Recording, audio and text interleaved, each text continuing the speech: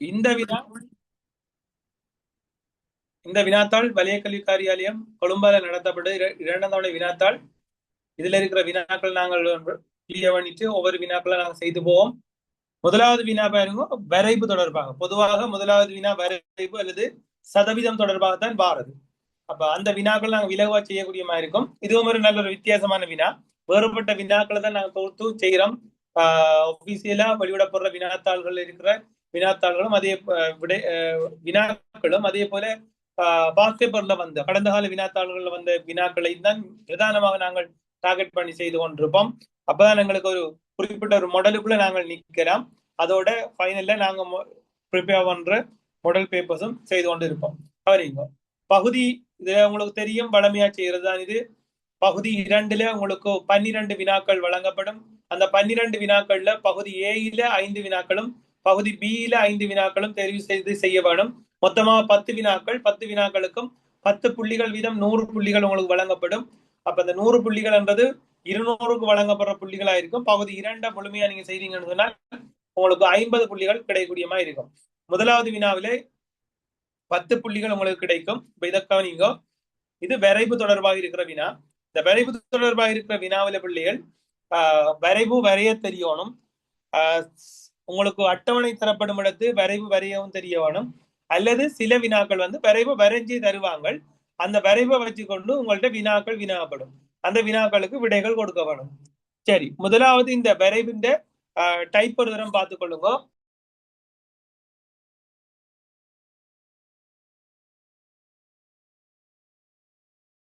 Okay, இதுல பாருங்க, இந்த இந்த இருக்கிற இதுல அர்த்தம் என்னன்னு பாருங்க. -4 மறை 4 ஒவ்வொரு வினாவில் இருக்கிற ஒவ்வொரு பகுதியையும் தெளிவா விளங்கிக் கொள்ளுங்க. மறை 4 தொடக்கம் மறை 4 சிறிது அல்லது சமன் எக்ஸ் சிறிது அல்லது சமன் 4லும் என்றொரு சமநிலை தொடர்பு தந்திருக்குது. இதுல அர்த்தம் என்னன்னு சொன்னால், இங்க வரையப்பட்டிருக்கிற வரைவுல எக்ஸின் பெருமான வீச்சாக அவங்க மறை எக்ஸுக்கு பெருமானமாக எடுத்துக்கொண்டிருக்கிறது மறை 4 மறை 3 மறை 2 மறை 1 0 1 2 3 4 என்ற பெருமானங்களை அடிப்படையா வச்சுக்கொண்டு இந்த வையின் பெருமானங்களை கணிச்சு இந்த வரைவை கீறி இருக்கிறாங்க. அடுத்த விஷயம் பாருங்க, இதுதான் சார்பின் சமன்பாடு. இந்த சார்பின் சமன்பாடுல பிள்ளைகள் வை என்றது சார்புன்றது குறிக்கும். எக்ஸ் வர்க்கம், இங்க எக்ஸ் வர்க்கம் என்றது எக்ஸ் வர்க்கத்துல குணகம் பாத்தீங்கன்னு சொன்னால் காமிச்சு கொள்ளுங்க. எக்ஸ் வர்க்கம் என்று சொன்னாரா சத்தி, எக்ஸ் வர்க்கத்துல குணகம் இங்க 1 இருக்கும். இந்த 1 என்றது பிளஸ் ஆயிருக்கும். சரியா, 1 என்றது பிளஸ் ஆயிருக்கும். பிளஸ் இருந்தா மக்கள் எக்ஸ் வர்க்கத்துல குணகம் பிளஸ் ஆக இருக்கும் என்றால் இந்த கிராஃப் எப்படி வரும் என்று சொன்னால் இப்படி இழிவு புள்ளியை கொண்டதா இருக்கும்.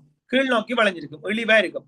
அந்த எக்ஸ் வர்க்கத்துல குணகம் பிளஸ் இருக்கிற நேரம், ஓகே, எக்ஸ் வர்க்கத்துல குணகம் பிளஸ் இருக்கிற நேரம் எங்க கிராஃபோட அமைப்பு இப்படித்தான் வரும். தெரியும், கவனிச்சு கொள்ளுங்க. எக்ஸ் வர்க்கத்துல குணகம் பிளஸ் ஆயிருக்கு. இது y அச்சு, இது எக்ஸ் அச்சு. இதை நோட் பண்ணி கொள்ளுங்க. அப்ப இந்த கிராஃப் இந்த 3 டைப்லயும் தான் வரும், வேற டைப்ல வராது. சரியோ, எக்ஸ் வர்க்கத்துல குணகம் பிளஸ் இருக்கக்குள்ள, எக்ஸ் வர்க்கத்துல குணகம் பிளஸ் இருக்கக்குள்ள இந்த கிராஃப் மேலுக்கு வரும். அல்லது சரியா உற்பத்தி புள்ளியா போகும், அல்லது இவர் கீழ் நோக்கி இப்படி வளைஞ்சிருப்பார். சரியோ, இப்படி இந்த டைப்ல இருந்தால் y சமன் எக்ஸ் வர்க்கம் என்ற கேட்டகரில வருவார். சரியா, இவர் பிளஸ் 2ல வெட்டுற 2 வச்சுக்கொள்ளுங்களேன். அப்ப இவர கிராஃப் y சமன் எக்ஸ் வர்க்கம் சக 2 என்று சொல்லி வரும். இவர் 0ல அங்கே வெட்டுறார். அப்ப இவர் y சமன் எக்ஸ் வர்க்கம் என்றதுல வருவார். எக்ஸ் வர்க்கத்துல குணகம் வேறுபட இந்த வரைவின் ஷேப் அதாவது வளைஞ்சிருக்கிற அளவு வேறுபடும். ஒடுங்கலாம் விரியலாம் என்றது வேறுபடும். மற்றபடி இந்த ஷேப் இதுதான்.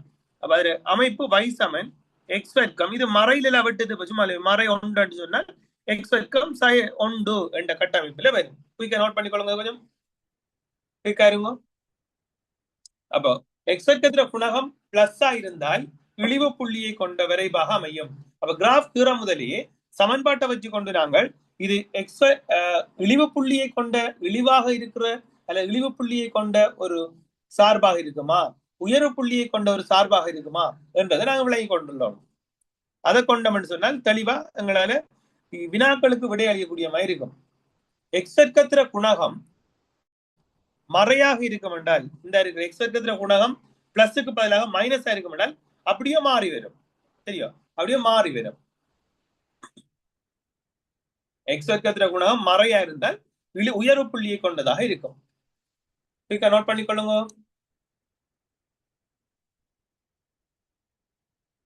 சைபர் ஏழு வீடியோ ஆன் பண்ணி செய்யுங்க, இல்லைன்னா லீவாய் போலாம். வெள்ளோண்ட செய்யுங்க.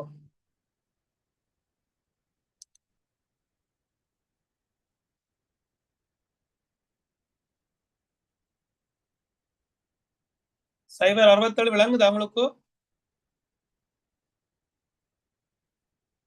சைபர் 67. ஓகே. சைபர் 66 விளங்குதாமாள்? விளங்காட்டி திரும்ப கேட்க வேணுமா?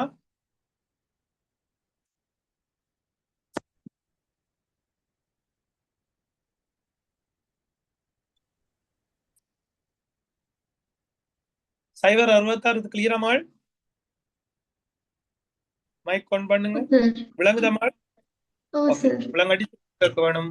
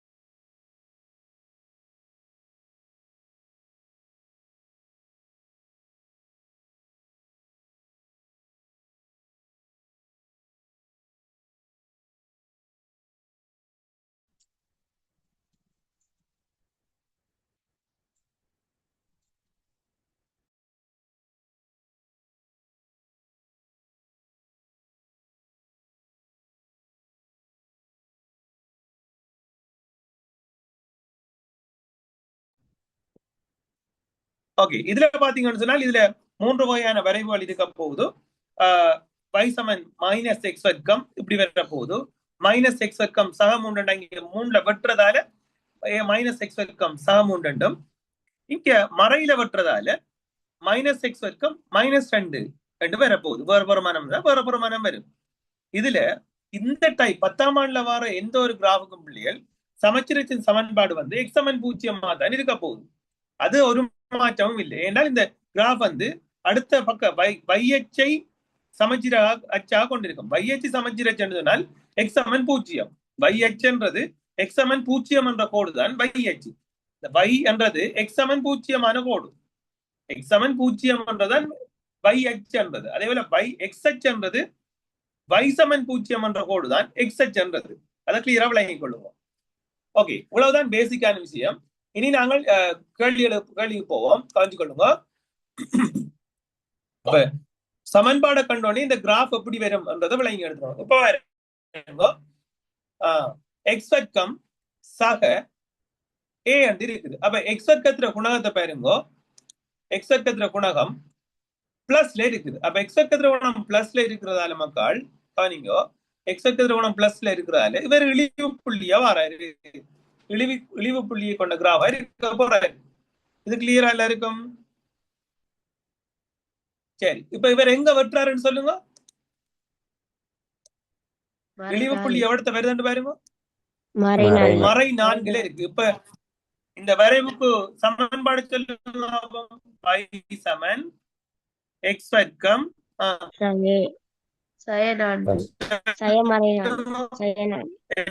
சமன்பாடு. Very good. சயன் 4 என்று சயன் 4 எக்ஸ் வர்க்கம்.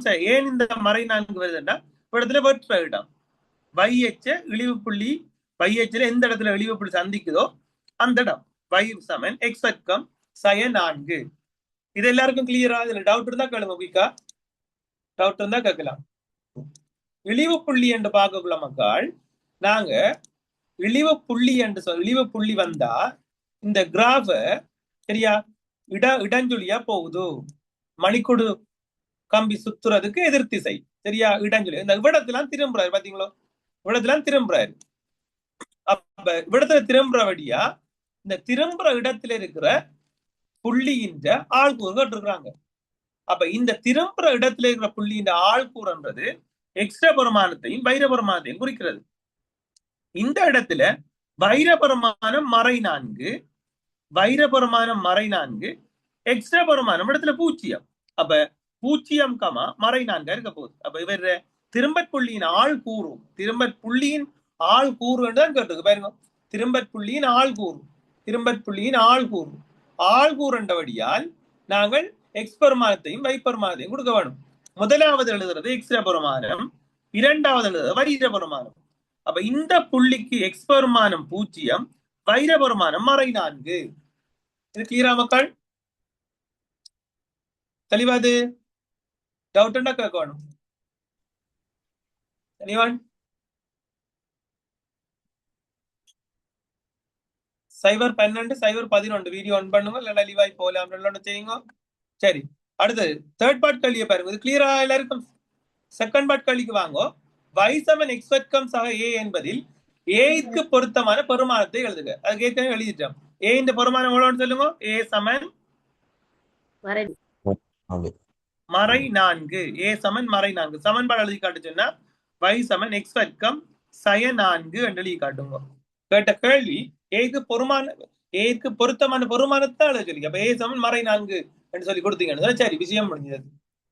சரி, அடுத்த வினாவுக்கு வாங்க. விளங்காட்டி நீங்கள் மைக்கோன் பண்ணி கேட்க வேணுமா?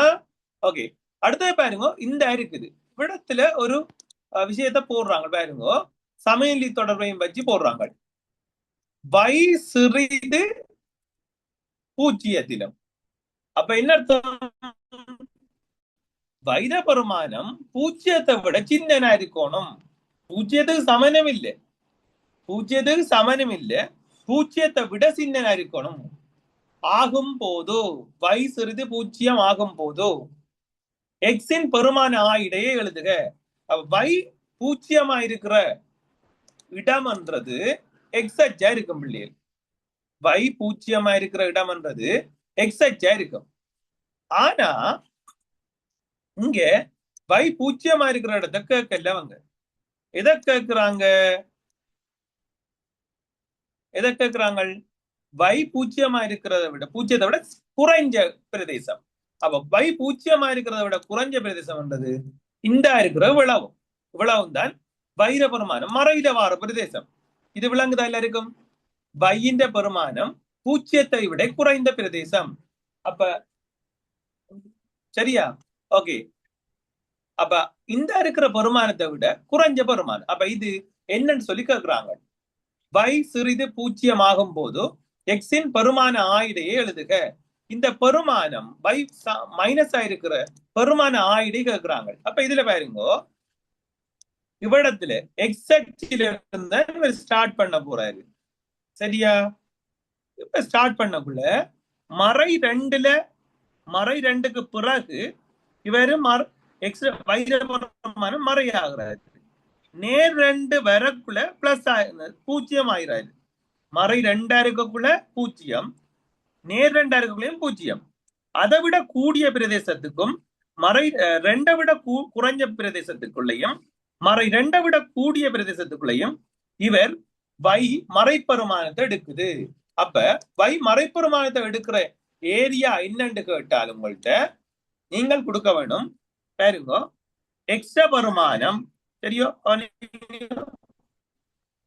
எக்ஸ்ட்ரா பெருமானம் மறை ரெண்டா இருக்குது, அதுக்கு இடையில எக்ஸ்ட்ரா பெருமானம் இருக்குது.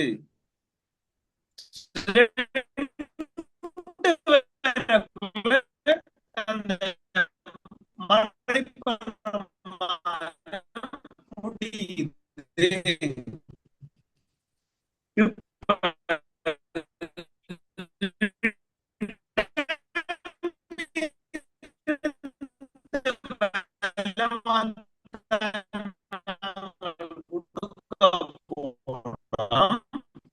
எப்பவும் எண்கோட்ல இடமிருந்து வலமா போக்குள்ள பெருமானம் கூடிக்கொண்டுதான் போகும். அப்ப இடமிருந்து வலமா தான் நம்ம எழுதி கொண்டு போறோம். மறை ரெண்டு இல்ல, ஆனா மறை ரெண்டுல 0. அதை விட கூடிய பிரதேசம் வழியா விரிந்த பக்கம் எக்ஸ் வரணும். அதே போல எக்ஸ் அங்க ரெண்டு வரக்குள்ள 0 ரெண்டுல வைரபரமான மறை இல்ல. ரெண்டு சிறிது எக்ஸ் சிறிது இரண்டிலும். இதுதான் இதுக்குரிய விடை. எக்ஸின் பெருமான ஆயிடை, அதாவது வை மறையாக உள்ள எக்ஸின் பெருமான வீச்சு என்றுதான் இதை சொல்றது. அதைத்தான் அடுத்த கழியில கேட்கிறாங்க.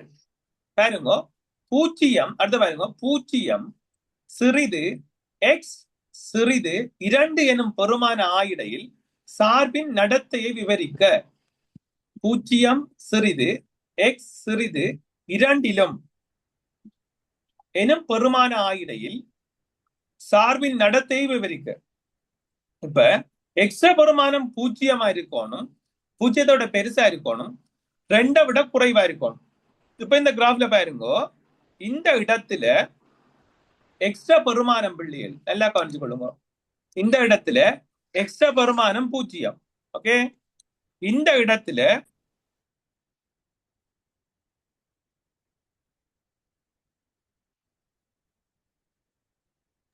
அடுத்தது இந்த இடத்துல எக்ஸ்ட்ரா பெருமானம் 2 மக்கள்.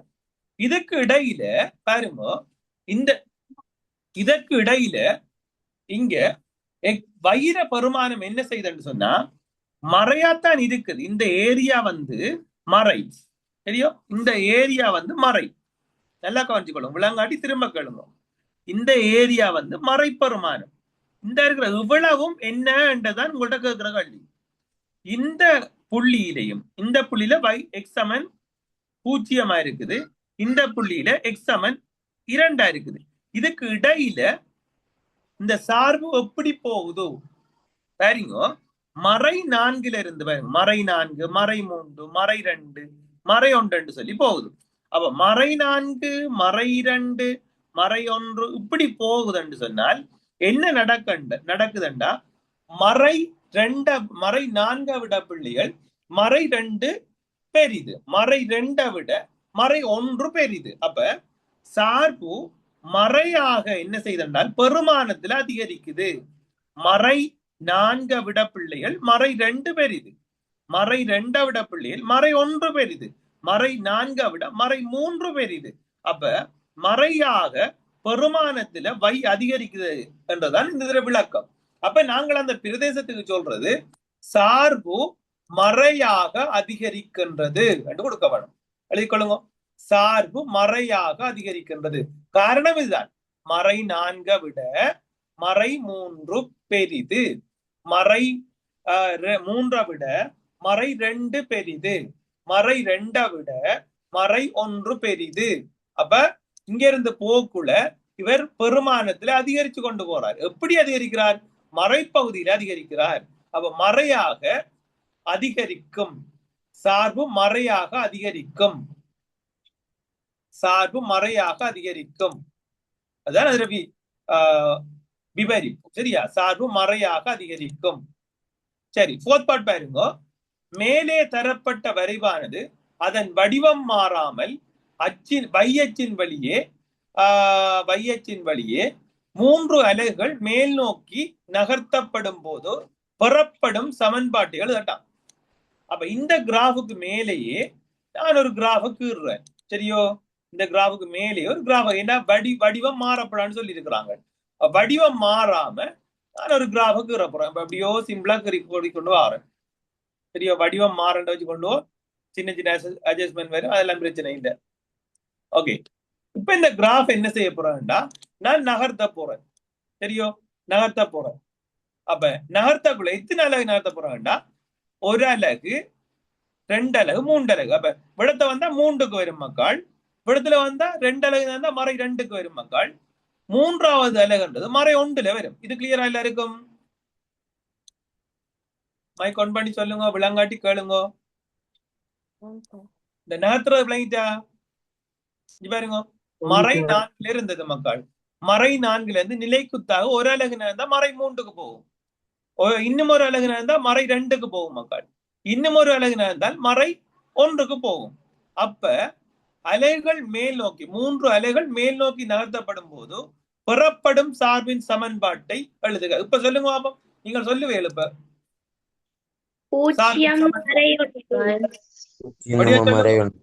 சமன்பாடு வடிவ சொல்லுங்க. அது இல்ல, சமன்பாடு சொல்லுங்க. சமன்பாடு சார்பின் சமன்பாடு கேட்டா y சமன் என்று ஸ்டார்ட் பண்ணி சொல்லணும். சரியா? சார்பின் சமன்பாடு கேட்டால் y சமன் என்று ஸ்டார்ட் பண்ணி சொல்லணும், அதை மறக்க கூடாது. சரியோ? அப்ப என்னண்டு வரும்? y சமன், கவனிங்க, y சமன் என்னமா x வர்க்கம், மியூட் பண்ணலாம், y சமன் x வர்க்கம் சய 1 என்று வரும். y சமன் x வர்க்கம் சய 1. இது கிளியரா மக்கள் எல்லாருக்கும்? ஓகே, இப்ப இந்த சமன்பாடு மேலே 5ல் நீர் பெற்ற சமன்பாட்டை பயன்படுத்தி புதிய சார்பின் சமன்பாட்டின் மூலங்களை எழுதுக. அதுக்கு முதல் இப்ப இருக்கிற சமன்பாட்டின் மூலங்கள் கேட்டா மக்கள், இந்த சார்பின் சமன்பாட்டு மூலங்கள் கேட்டால் இந்த சார்பு எந்தெந்த இடத்துல வெட்டுதண்டு பாருங்க. இந்த சார்பு எந்தெந்த இடத்துல வெட்டுதண்டு பாருங்க.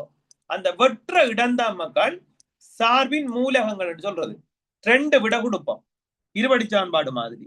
அப்ப இங்க சார்பின் சமன்பாட்டு இந்த கேள்விக்கு விட எழுதல நான் இப்ப. தெரியும்? இந்த இப்ப கீறி இருக்கிற கிராஃப் தான் எழுதுறேன். இந்த கிராஃபுக்கு சார்பின் மூலகங்கள் கேட்டா எக்ஸ் சமன் மறை 2 அல்லது எக்ஸ் சமன் நேர் 2 வரப்போகுது மக்கள். இது இந்த கிராஃபுக்கு சமன்பாடு. நம்மள்ட்ட கேட்டது என்ன? நம்ம முதல் கீறின சார்புக்கு சமன்பாடு தான் கேட்டது. சரியோ? இந்த இங்க இந்த இருக்கிற சார்புட சமன்பாடு தான் கேட்டது, இந்த மூலங்கள் தான் கேட்டது. அப்ப இவரை 1க்கு கிட்ட கொண்டு போகக்குள்ள இவர் எவ்வளத்தை வெட்டுவார் என்று சொன்னால், சரியோ, அதை எப்படி கண்டுபிடிக்கிறான்னு சொல்லி தருவேன். சரியா, 1ல வெட்டுவார். இந்த இருக்கிற எக்ஸ் அச்ச வெட்டுற இடம் மறை 1ஆகவும், சரியா, மறை 1ஆகவும் நேர் 1ஆகவும் இருக்கும். அப்ப இங்க எக்ஸின் மூலகங்கள் இந்த சார்பு எக்ஸ் அச்ச வெற்ற இடங்கள், சரியா, எக்ஸ் அச்ச வெற்ற இடங்களாக இருக்கும்.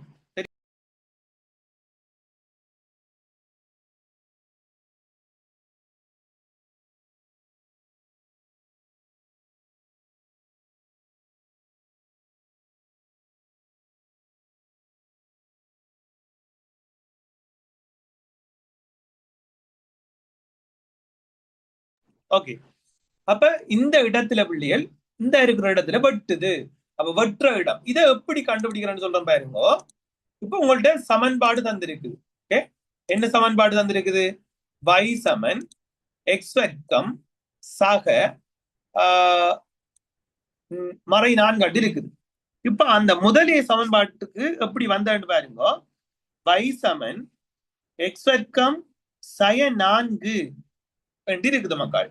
இங்க எக்ஸ் அச்சுன்றது y சமன் y எக்ஸ் அச்சுல வந்து y சமன் 0. அப்ப நாங்க இத எக்ஸ் வர்க்கம் சய 4 சமன் 0 என்று எடுக்கலாம். எடுக்கக்குள்ள எக்ஸ் சமன் மறை 4 அங்கால போகக்குள்ள 4 என்று வரும் மக்கள். அப்ப எக்ஸ் வர்க்கம் சமன் 4. அப்ப எக்ஸ் சமன் வர்க்க மூலத்துக்குள்ள 4 வரக்குள்ள இதுல விட என்னண்டு வரும்? பிளஸ் ஓ மைனஸ் 2 என்று வரும். அப்ப எக்ஸ விட நேர் 2 அல்லது எக்ஸ விட மறை 2 வந்தது. அதுதான் இந்த இடத்துல வெற்ற பெருமானம், இந்த கிராஃப். சரியா? இதை நோட் பண்ணிக்கொள்ளுங்க குயிக்கா. எக்ஸ் அச்சில மக்கள் வைர பிரமாணம் 0. அதால இந்த 0 சமப்படுத்துறோம். எக்ஸ் வர்க்கம் சய 4. இது இந்த கேள்விக்குரிய விட இல்ல, விளக்கம் சொல்றேன். எக்ஸ் வர்க்கம் சய 4 சமன் 0. சரியோ? இதான் சார்பின் சமன்பாடு. இதுக்கு மூலகங்கள் நம்ம மெனுவலா காண்றேன்னு சொன்னால், செய்து காண்றால் வைக்கு 0 சமப்படுத்தி எக்ஸ் வர்க்கம் சமன் எக்ஸ் வர்க்கம் சய 4 சமன் 0 என்று போட்டுச்சோ, என்னால் வைக்கு 0 போடுறோம். போட்டால் இந்த மறை 4 அங்கால போக்குல நேர் 4ஆக மாறும். அப்ப எக்ஸ் வர்க்கம் சமன் 4 கண்டா வர்க்கம் அங்கால போக்குல வர்க்கம் மூலமாக மாறும். மாறக்குள்ள பிளஸ் மைனஸ் 2 பெருமானங்களையும் எடுக்கும். வர்க்கமுல 4க்கு விட பிளஸோ மைனஸ் 2 இருக்க போகுது. வர்க்கமுல 4க்கு விட 2, அது பிளஸோ மைனஸ் 2 பிளஸ் விடையையும் எடுக்கும், மைனஸ் விடையும் எடுக்கும். அப்ப இந்த கிராஃப் வெற்ற இடம் மறை 2லயும் நேர் 2லயும் ஆகி இருந்தது. இது கிளியர் தான் எல்லாருக்கும்? இப்ப நாங்க இங்க ஒன்றுக்கு வரக்குள்ள அதுல சார்பின் சமன்பாடு எழுதினீங்க. என்ன சமன்பாடுன்னு சொல்லுங்க. நீங்கள் எழுதின சமன்பாடு, புதுசா எழுதின சமன்பாடு. y சமன் x வர்க்கம் சய 1. குட். y சமன் x வர்க்கம் சய 1. இப்ப இதுக்கு வைக்கு பதில் எவ்வளவு போட போறீங்க? 0 போட போறீங்க. இப்ப பாருங்க, x வர்க்கம் சய 1 சமன் 0. சய 1 அங்கால போகும் என்றால் x வர்க்கம் சமன் 1 வர போகுது. அப்ப x வர்க்கம் அங்கால போகக்குள்ள வர்க்க மூலமாக மாறும். வர்க்க மூலத்துக்குள்ள 1 வர போகுது, பிளஸ் ஓ மைனஸ். சரியா? வர்க்கமுல 1க்கு விட என்னன்னு சொல்லுங்க. வர்க்கமுல 1க்கு விட என்ன? 1 தான். அப்ப என்னென்ன மூலகங்கள் எவ்வளத்தை வெட்டுமென்று சொல்லுங்க. பிளஸ் ஓ மைனஸ் 1 தான் இப்ப போட போறோம். அப்ப எக்ஸ் சமன் மறை 1ல ஒரு இடத்தை வெட்டும். அடுத்தது எக்ஸ் சமன் நேர் 1ல ஒரு இடத்தை வெட்டும். இது விளங்கிட்டா எல்லாருக்கும்? இது கிளியரா மக்கள்? ஓகே. ரெண்டாவது கேள்விக்குரிய ஆன்சரை நான் எல்லாருக்கும் கரெக்ட் பண்ணி அனுப்பிவிடுறேன். அனுப்பி போட்டு நாளைய கிளாஸ்ல ரெண்டாவது கேள்வியை விளங்கப்படுத்துறேன். அதுக்கு முதல் ஒரு கேள்வி நீங்க செய்ய வேண்டியிருக்கும் காலையில எளியா. இது கிளியரா எல்லாருக்கும்? டவுட் இருக்குதா? டவுட் இருந்தா இந்த கேள்வியை திரும்ப செய்து பாருங்க, விளங்காட்டி திரும்ப கேளுங்க. வாட்ஸ்அப்ல போட்டு விடுங்க. டவுட் இருந்தா நான் கிளியர் பண்ணி போடுவேன். ரெக்கார்டிங் போட்டு விடுறேன், திரும்ப பாருங்க. ஓகே, அப்ப முடிப்போம் மக்கள். பாய். பாய். பாய்.